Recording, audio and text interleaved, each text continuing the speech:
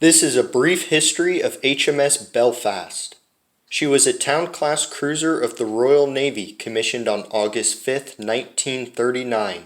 Her first mission was to play the role of a German raider attempting to escape to the Atlantic. She would be successful in her role and managed to evade the British home fleet. She then moved to Scapa Flow, where she patrolled the surrounding waters for merchant shipping. She would be in harbor the same night HMS Royal Oak was torpedoed and sunk. On November 10, 1939, she would hit a mine. The explosion broke her keel and damaged her engine. 46 were injured, with one later succumbing to his injuries in the hospital. On January 4, 1940, she was decommissioned so that repairs could be done. She would be recommissioned November 3, 1942.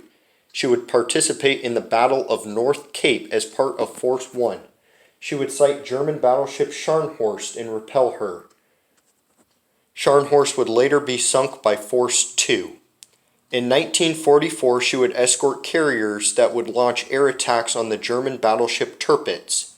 She would also host King George VI on his visit to the home fleet prior to the D-Day invasion.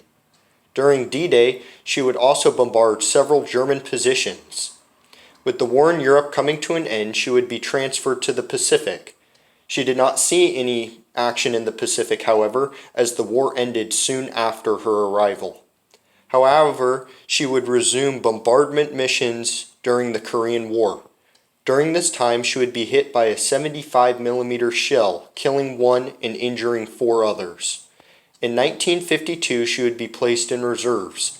While in reserve, she would be heavily modernized and eventually recommissioned in 1959. Plans were made to convert her into a helicopter carrier, however, they were rejected. On October 21, 1971, she would be opened as a museum ship. She remains in London as a museum ship to this day.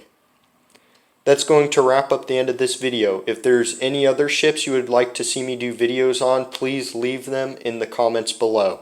And as always, God bless.